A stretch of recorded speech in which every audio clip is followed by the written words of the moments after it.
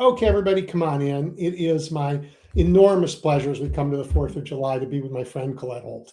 Colette is a brilliant lawyer. She is the most thoughtful and experienced person in the country when it comes to designing, running, defending, programs that make government-funded business opportunities actually available to people who live in the communities that get taxed for those services. We grew up together. Colette was the most brilliant kid I knew. She didn't finish high school with me because Yale couldn't wait to take her, so she went early. Then she went to law school and dusted her classmates, people like James Comey and Amy Klobuchar couldn't keep up with her then either. So I feel a little better about not having been able to keep up with her as a kid. Anyway, Colette, thank you for joining me. Well, thank you for having me, Edwin. I'm always delighted to talk with you, and however else I may feel, always make me feel better. All right, well, let's talk about it. It is, the 4th of July, and we celebrate not the birth of the country, but the Declaration of Independence.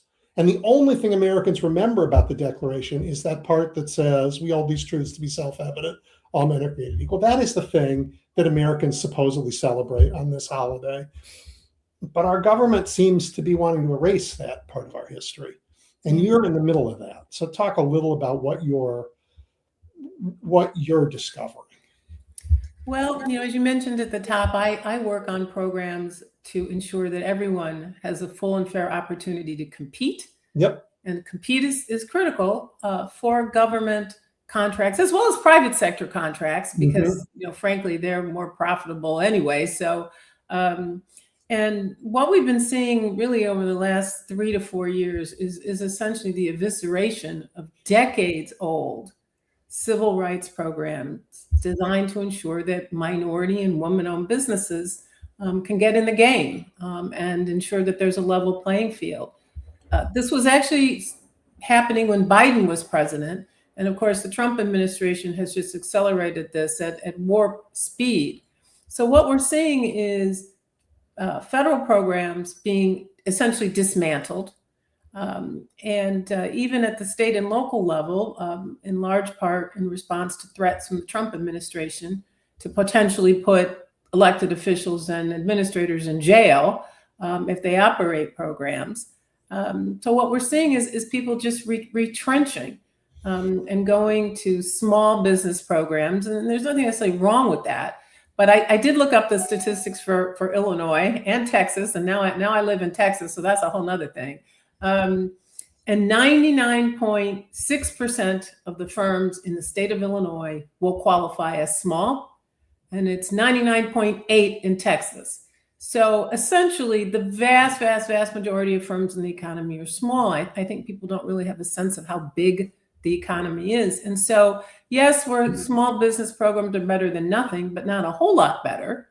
There's an old grandma saying that when white America gets a cold, Black America gets pneumonia. Mm-hmm. And so to the extent that these programs have been reasonably successful in ensuring that people can get in the game and compete for work, I think what we're going to see is a vastly less amount of participation by minority businesses, women businesses, and especially Black-owned businesses. Before we get to the specifics on the way programs have been cut and what you see both in the courts and in the executive branch, let's back up, because the rhetoric has been from John Roberts through the economy. The rhetoric has been America has made enough progress on race. We no longer need to have remedies. We just need people to compete, and everybody's equal, and everybody should compete equally. That remains a fiction, but to talk about that a little bit, because people, when the economy gets tight, people are saying, "Oh, well, I mean, every time I see a white person not get a job, they're told you can't get the job because we're hiring somebody Black." It's invariably not true. It's not true that that's not why they didn't get the job, and it's not true that they hired somebody Black. Neither is true. Neither is true. But that's what they tell the person who's not getting the job, and that does not help.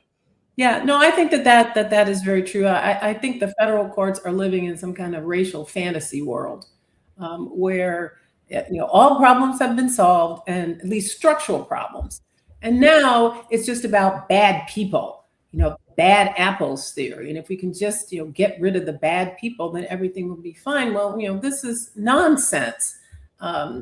Especially the experiences of the descendants of chattel slaves know that the structures that have been in place in this country for a very long time didn't just miraculously disappear. One of the things I always want to ask them was, well, okay, if the problem got fixed, can you tell me when that happened? Because I missed the memo. And I have worked on probably 100 statistical and anecdotal studies of minority and women businesses all across the country, with all kinds of organizations, federally funded contracts, federal agencies, states, local agencies. And what we see everywhere is that without some type of affirmative intervention in a marketplace that still is infected with the continuing effects of discrimination, what you will get is basically all the dollars going to very large firms and firms owned by white males. And one of the most aggravating and frustrating things about having these conversations with people is that you want more competition for your work. If you're the city of Chicago, you don't want the same 5 guys passing around the contracts all the time. It doesn't serve the public. It doesn't serve the taxpayers. And so this idea that somehow this all got fixed and now, it's all good. I just don't know where they live. To point to a specific case, Justice Roberts' opinion in Shelby versus Holder, which was a Voting Rights Act case, not a minority business case. But he starts out by saying, this country has changed. And the first time I read it, I thought, not so much, Justice Roberts, and certainly not as much as you think it has. And so I think that part of the narrative is to keep people from looking at structural barriers to the success of everyone. If the agency doesn't publish solicitations, if you don't know how to get to people who make decisions, if the insurance requirements are crazy, well, that's going to keep almost everybody out. And so if everyone is yelling at each other at this level and they're not looking up to see who is really benefiting from telling essentially whites that Black people and brown people are your problem. And I think that's part of what is so frustrating, is simply that these conversations like you just described keep people from looking at the real problems so that the system continues to lock people out. Shelby versus Holder, that's the case where Ruth Bader Ginsburg said, you don't know it's raining because you have an umbrella, right? And they took away the umbrella. Remove the pre-clearance requirement. Right. And the moment they removed those pre-clearance requirements, you learned why we needed them, because there was a rush to create maps that up until 2 weeks ago were illegal, right? Illegal and discriminatory. But they didn't learn their lesson. They saw that rush and they said, yeah, that's what we want. So we doubled down on it. I think John Roberts has not come across as an honest broker here. Oh, I think that's absolutely right. This nonsense that all I do is call balls and strikes. Well, I thought it was nonsense when he said it at his confirmation hearings. I mean, I clerked for a federal court of appeals judge, and the values that judges bring to deciding cases is important, especially close questions. The easy cases don't make it to the Supreme Court. They don't even make it to the circuit court. It's the hard cases. And that's where it's important to know what people's worldviews are and what they value. And the court is posturing as some kind of neutral arbiter out here.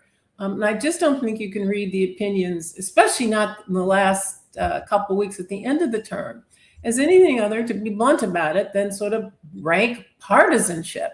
There's a view that they have of the way this country should run and who should be in charge of it. And they are imposing that on us. And I'm not sure what the answer to that is. Federal judges live a long time. My judge died at 95. on a Monday, and he was set to hear routine cases that Friday. I mean, it's a great gig, right? I mean, who would give it up? Yeah. So I think we have a problem. Yeah, we have some problems with that. All right, so talk about some of the things you've seen, some of the executive orders that have come out of the administration, and then let's talk about that, and then we'll go to DOJ, which is truly heartbreaking. Oh, I know. I'm some days I'm ashamed to be a lawyer, and that is really saying Well, something. let me stop before you go on about that. Lawyers have done, and some judges have done phenomenal work, Colette, in slowing down this autocratic nonsense, so to give Americans a chance to catch up and do what we can do. Yes. I think the lawyers may actually be part of saving us. So, well, that's good to hear, because I have some days I look at my fellow barristers and think, oh my heavens, what on earth has well, there has are happened? crooked ones for sure, but yes, well, there are people like Mark Elias, and there's some wonderful people out here doing the work, and we try to support them. I try to be a little part of that, if only because my father, who Edwin knew very, very well, used to say we wouldn't need so much justice if we weren't so broke. And so part of what has to happen is, making sure that minority and women businesses are able to, survive and essentially, I hate to say this, but pay into the system that the court set up. I mean, this decision from a couple of days ago, basically removing all the limits on coordination between candidates and PACs is just going to make it all so much worse. But I think that I don't think it will. I don't think it will. I think they violated those rules so much. It's going to make legal what they already do. Right, exactly. But at least we might have had a tool to go complain about it. If they already do it. Yeah, no, that is very, very true. Yeah. And so, we just have to, kind of adjust to the world as we see it. But I do think that if we can focus on what needs to be done and we stay clear-eyed about our purposes, we will be able to make some progress. I'm down with that, but we're not at the progress part of our conversation yet. Well, I try to be positive. Otherwise, talk about the difference between this Justice Department and every Justice Department, for most of the rest of our lives, when it comes to civil rights. Right, and we'll go back to the executive orders in a minute, but the DOJ is basically being destroyed. One of the things that we always believed was in what's called the presumption of regularity, that the United States Attorney's Office did not go into federal court and just lie straight up into federal judges' faces. And that's pretty much been destroyed too. If they came in and lied to federal judges, but federal judges, to their credit, most of them called them on it. I mean, here in Chicago, on the Broadway stage, right? They called them on it. And they did. And Boasberg may get his chance in DC to have his contempt hearing. Yes, he's one of my heroes. Some of the judges I've really stood up. But the DOJ historically, of course, was where we looked to get relief, to push issues forward. And what we have now is a department that's been completely captured by the executive. I mean, Trump is his own sort of unmitigated disaster, but I would have a problem with that if it were Obama. That in fact there should be some type of wall there between the executive and the lawyers with all of their huge amounts of powers, to ruin people's lives. I mean, so let's take a recent example. This poor Olympian, I guess, who put his finger in the water in the reflecting pool sewage or whatever it is in there now. Well, it's just silly. That's not vandalism, and I doubt that case is going anywhere. But he's had to hire counsel, right? He's now, the fact that I even know who he is, is its own type of stress. And so the DOJ has become a weapon, and they're the ones who came up with weaponized. I kind of hate that word, but in some ways I think it's really accurate. And so, they are reversing decades of civil rights enforcement. The Civil Rights Division at the Justice Department was the leader across the country nationally for decades in enforcing civil rights laws. It's the only other job I would really want would be for me to go run that. I'm going to take a specific example. Mm-hmm. So in lots of cities, including where I live in Chicago, we've had enormously difficult relationships between police and the Black communities in our cities. Mm-hmm. And that has led to consent decrees. Yes. Because the policing wasn't constitutional, just wasn't. So we had consent decrees where both sides said, okay, we get it. We have some progress to do. We'll make over time, we'll begin to have policing that is actually legal, that's constitutional, right? Where you actually need evidence.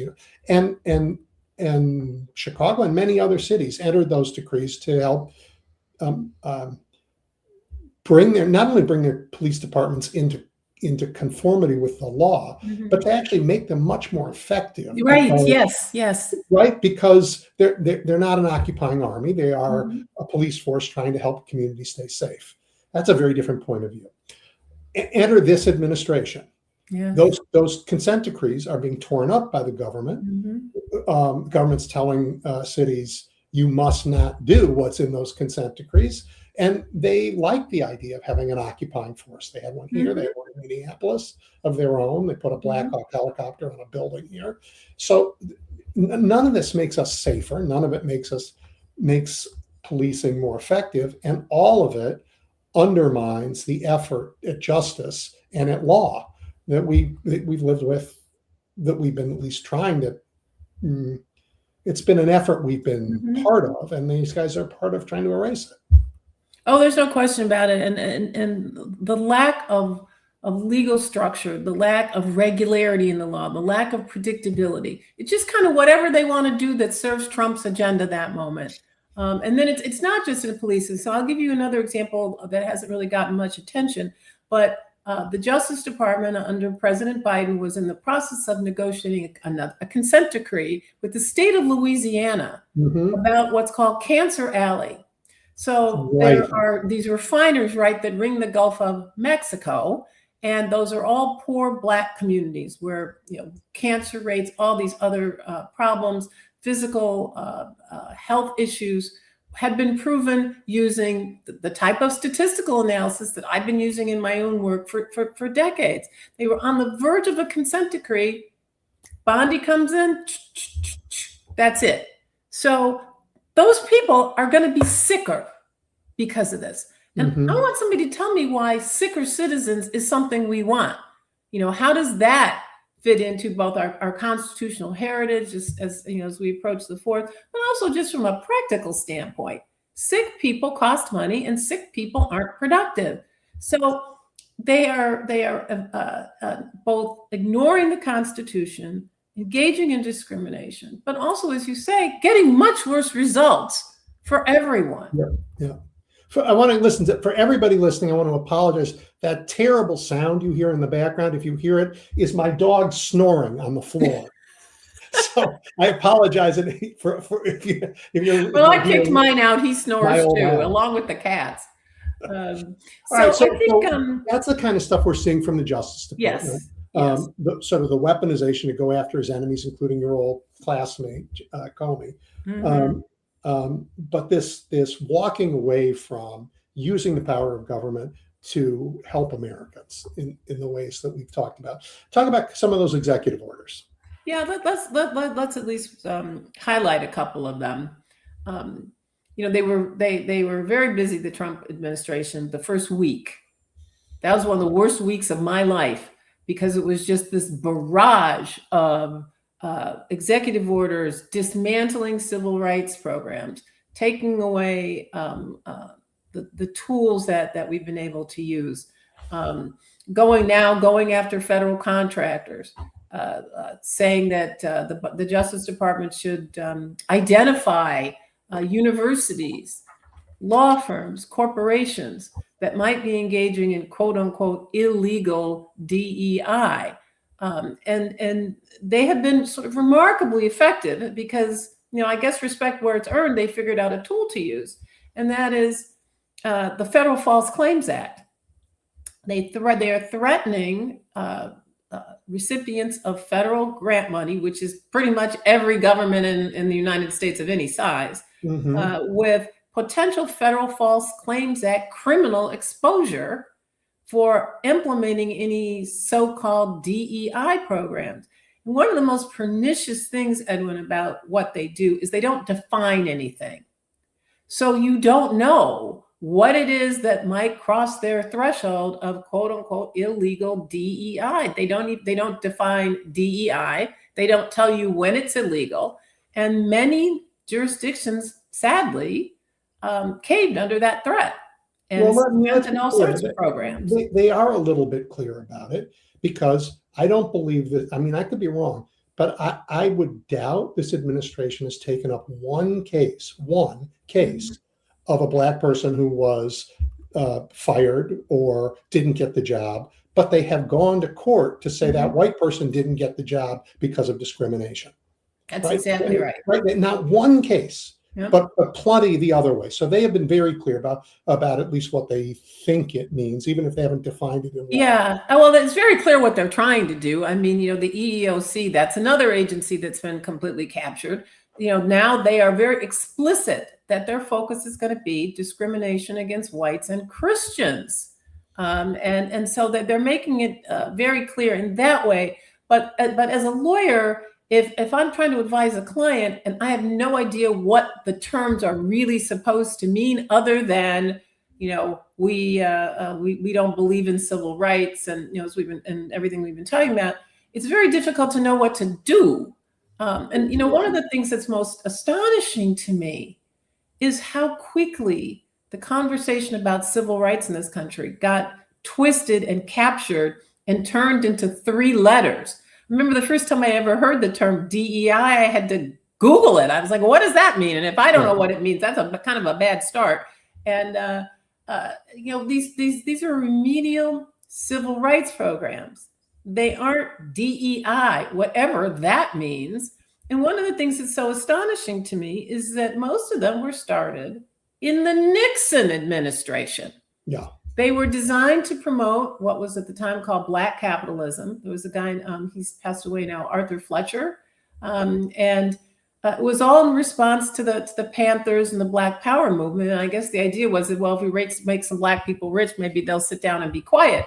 But the idea that a civil rights program from Richard Nixon's administration is somehow some type of illegal DEI is so disingenuous and so transparently racist that, as you say, at least we know where they're coming from. But I looked up one day and suddenly everything was DEI, and these programs are not DEI. Well, right. Yeah. But it's a convenient set of letters for them to make it legal. But the premise of your work, which is that, the playground is tilted.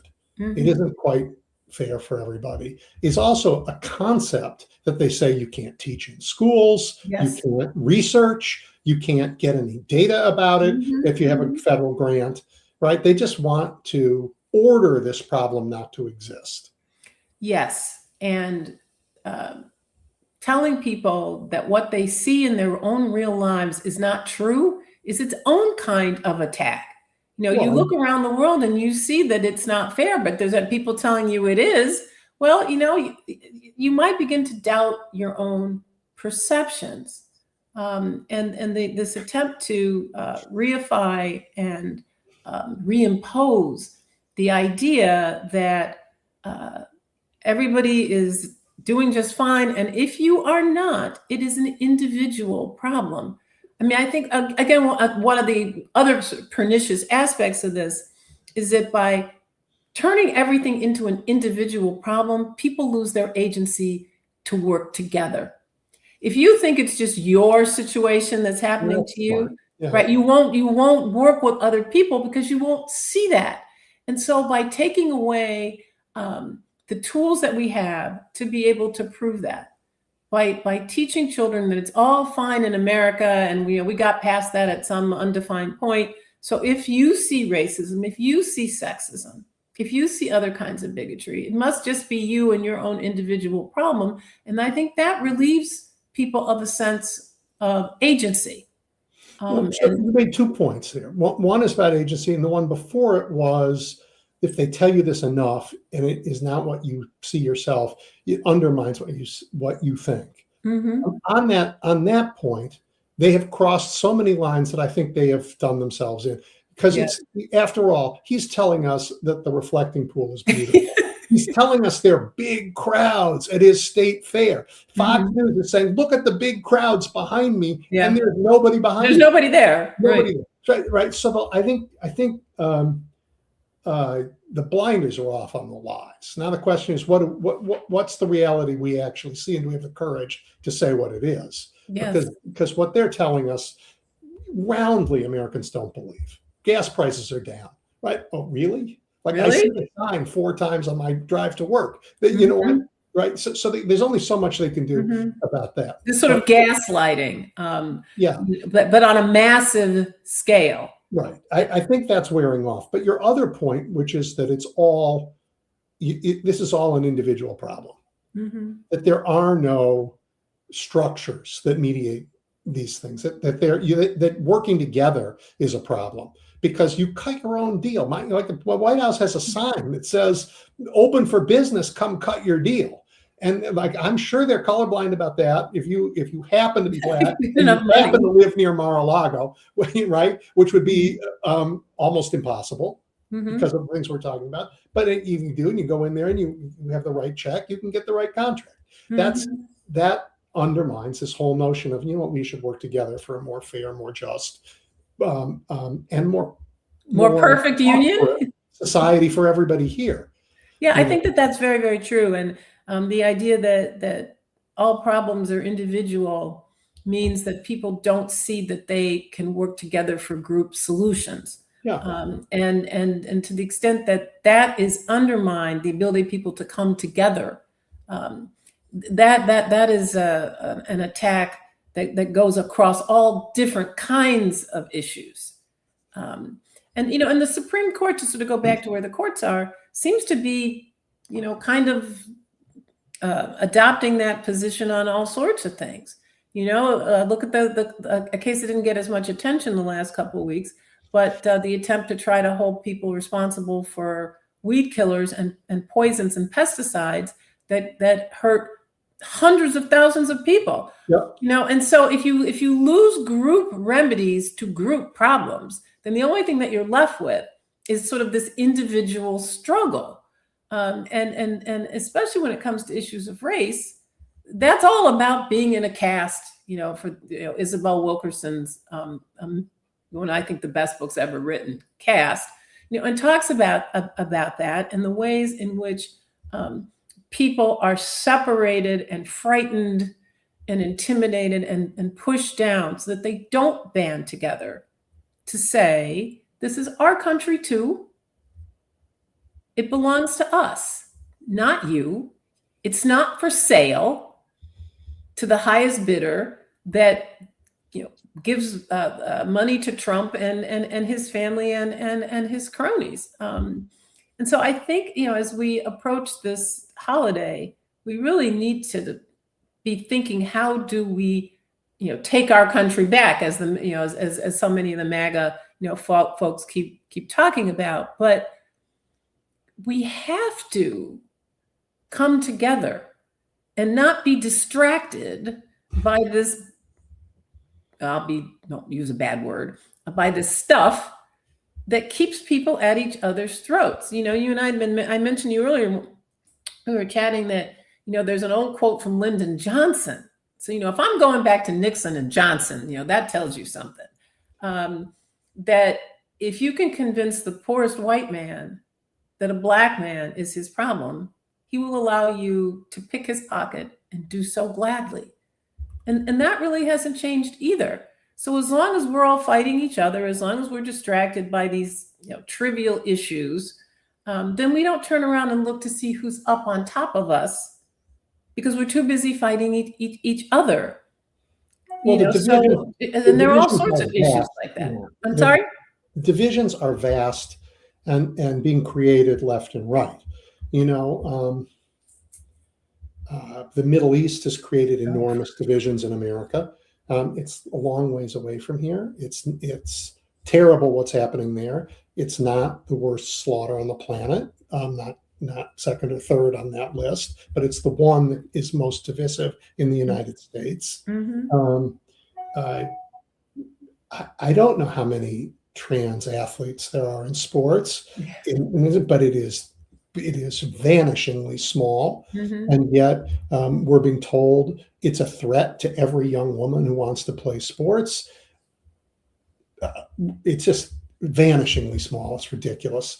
But the need to find enemies and people to blame, is huge. And in America, in the world, my tribe has been blamed for a lot for a long time. And in America, if you're Black, you have been what these guys have been said. Well, you have to be afraid, or they're getting stuff that doesn't belong to them. Last I checked, you don't get anything unless you work twice as hard for it. So, Yes, to get half as far is certainly what my parents. Well, just tell me time out here for 1 second. Your parents were some of the greatest people I ever knew. I mean, oh, you're so sweet. Honestly, and your dad, so inspiring for me as a young kid. Well, and I have his poster on my wall here. My father ran for alderman in Chicago in 1963. Yeah. And his slogan was representation, not exploitation. Well, we could have thrown that one up, this morning, right? So it's not so different. And to talk about my parents for just a second, I find them and my other ancestors to be a source of strength.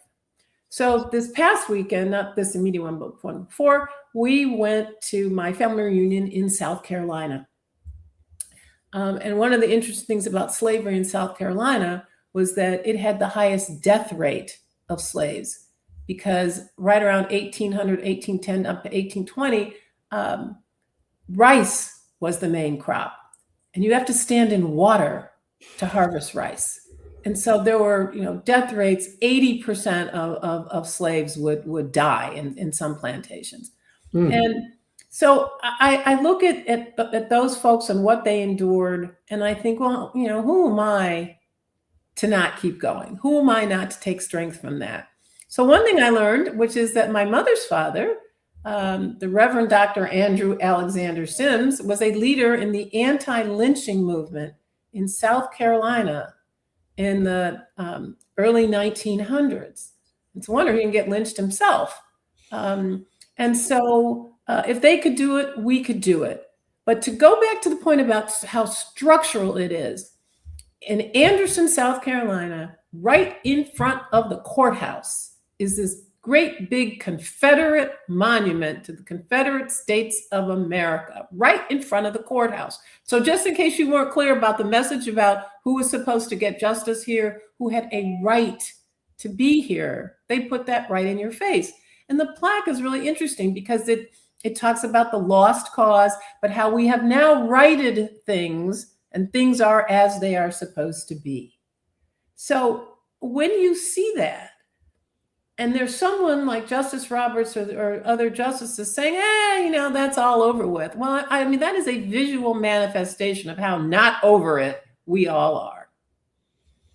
There was a Confederate flag at the Great American State Fair this week. Yes. It managed on January 6th to get into the Congress. And these are not, innocent symbols. They are not innocent symbols. They are not. And the ways in which people are intimidated and told that they have no rights are myriad. It's court decisions, it's monuments, it's, what programs get funded. To go to your point about people being distracted, trans athletes. Well, I don't know about other school districts, but the school district here in San Antonio, where I live, is now going back to charging students for breakfast and lunch because of the cuts in the great, big, beautiful bill. Well, are you worried about trans athletes, or do you want children to be fed? That seems to me just about the most basic thing there is to do is feed the children. So you don't learn if you're hungry. Yeah. You just don't learn if you're hungry. So no, you can't. And so, why aren't we talking about that? And worrying about that? We got a lot to talk about. I just want to go back before we end here, because I want big audience to understand that none of what you do has ever taken a single opportunity away from anybody, right? In fact, arguably, it's made every taxpayer better off because of the competition, right? I mean, I just don't, the lies that have been told about your work and what it does are legion. I'll give you a live example. I actually am the expert witness for Harris County, Texas, which is Houston. Their minority business program has been sued. And the plaintiff was, I think, quite candid about the fact that he doesn't like the program because he's going to lose business, and he's had the business for 20 years. Well, can we stop and think about that for a second? You've had the contract to do landscaping for 20 years. Might there be some people who could give a more competitive price, maybe do a better job, better use of tax dollars? And so this myth that somehow these programs are taking jobs away from qualified white contractors is just nonsense. Another one of my father's favorite sayings was, everybody loves capitalism till it bites them in the butt. And, we go, yes, free and open markets, but let me get mine. And so these programs are really designed to ensure that everyone has an opportunity to compete on a fair basis. We're native Chicagoans, and I'm still so incredibly homesick all the time. And we always knew that the fix was in, that patronage was what drove contracting, what drove jobs. And so it meant that all communities couldn't participate. And, it also means that sometimes maybe the best people didn't get the job. Okay, but before everybody who doesn't live in Chicago hears this from Colette, that's the world we grew up in, and it changed. It did change, yes. It changed the part. I was in the city council, and Colette here was helping the city figure out how to change it. I mean, we did make changes so that there are plenty of white contractors in the city of Chicago. God knows. Yes. But what we have is a system where more people have the opportunity to bid. More people know what they can bid on. It's not a secret anymore. And everybody's bid has to be considered. I mean, it's a different. It is. That's really so true. And for non-Chicagoans, the myth of the Chicago machine still is out there. And there hasn't been much of a machine in a while. The machine is broken. Yeah. It's so. There are many other places that are probably much worse now than the city of Chicago is. But it took concerted action by people who insisted on change. It just didn't happen, fall out of the sky. There were lawsuits, the Shackman decree, right? It took coalition building. It took people who cared about civil rights, people who cared about abortion, people who cared about women's rights, right? People cared about women's rights, people who cared about curbs you could go over in a wheelchair. It took all of these people working together, right? Not to say my interest is the only interest that matters, but our interests together have power. Yeah. So with the idea that we come together. Talk about what, because we only got a couple more minutes left. Talk about the fight in front of us. Yeah, and I think to not be discouraging to people, the federal courts are their own problem. One thing that I'm really pushing for, and I think that there's going to be some motion on this, is actually just expand the number of judges, which we need to do anyway. Are you just talking about the federal dockets are so clogged? So you're not talking about the Supreme Court, you're talking about the whole federal system. The whole federal court system, because remember, the court has only taken 670 cases a year now, which is about half of what it was when I started to practice law 40 years ago. We need more judges, period, so that people can get some relief. And yes, expand the Supreme Court. Those are not constitutional issues. Congress decides how many there are and how many judges there are. So that's something I think we can do. One thing I do want to highlight is not ignoring the fights in the states and for state offices, because the states are going to be, I think, a bulwark against a lot of this Trump administration nonsense or tax or retrenchment. And they have been. California has been. Illinois has been. Illinois is great. We're learning, but we learned from the southern states that built their own resistance to the federal government when the federal government was on the side of civil rights. Yeah. I mean, your governor in Texas is perfectly happy, and at the time, his friend Ken Paxson winning that job, perfectly happy not to follow the law if they didn't like it. Oh yeah. But people working together. I think that Tallarico down here has a real shot at beating Ken Paxton. Don't come back to Illinois until after you've cast that vote. Well, yeah, exactly. And this is my plea to people who are in other states, which is find races outside of your own state that you can support if you think you don't need to do it at home. Obviously, vote. But Illinois, you got this. We're not worried about you. We're worried about Texas. We're worried about North Carolina. Even states like Iowa in play, or even Minnesota. So I'm going to give a plug here for my law school classmate, Amy Klobuchar, who's running for governor in what is a tighter race, I think, than people appreciate. That these are going to be the folks who are going to stand up. So it's vote, it's organize, it's hold one another up when we get discouraged. So I always like reading you.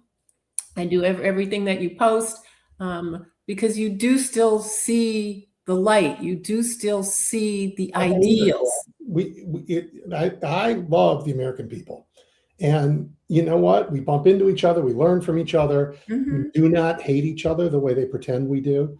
And when we go out and talk to anybody, they're more thoughtful than the media gives them credit for. And they're going to throw these terrible people out of office. Yes. We just got to hang on and keep moving. I think about my grandparents. I think about my father, was a Tuskegee Airman. We know that story, but they kept on. They kept their faith. And I asked him once, Daddy, why did you go to war to fight for this country? When you couldn't use a public toilet in Nashville where you grew up? And he said, because I saw what it could be. I had the vision and I was willing to die for it. Yeah, I mean, it's a separate conversation. I don't want to start at the end of this, but it wasn't because Thomas Jefferson wrote those beautiful words that we love our freedom. It was because people didn't have it and had to fight for it for all this time that made it part of our DNA. It's that battle for hundreds of years that sunk it into our soul. Because every country that's ever thrown off an empire to be independent has given something like the same words, but it hasn't mattered to them. It mattered to us this way because of the fight, not because of the words, but because of the fight. And the willingness of people to come together and fight for others. So it isn't just my. I mean, the selfishness of the administration and their ideology is really kind of breathtaking, especially for people who call themselves Christians. That's not in the 10 Commandments? Thou shalt take. That they're going to make kids in Texas read the Bible. Yeah, but what portion are you reading? How about that Sermon on the Mount? Could we start there? Yeah, right. There is that little thing. Wait, those people will inherit the earth? Are you kidding me? Where's their 747? Right. Suffer the little children to come unto me. So we just got to keep it going. We'll continue to fight for the programs that I work on. It is a piece of the civil rights struggle that doesn't get that much attention. When people say, what do you do? I say, I'm a civil rights lawyer who works on business issues. Yeah. That usually kind of puzzles people. What does that mean? But it is important. Enormously important. What you're doing and having these conversations and finding alternative ways for people to get information, I think is just critical now, with everything else that's going on. All right. Well, Colette, we've run out of time. We have. All right. Well, thank you, Edwin. Always great to talk to you. And I'm glad on this 4th of July, people got to hear this story. It's so much a part of America's story that we ought to celebrate it. I totally agree. And thank you all for having me. Happy to come back again. And happy 4th of July to everyone. It's our country, too. All right. All right. Thank you, my friend. See you soon. Bye.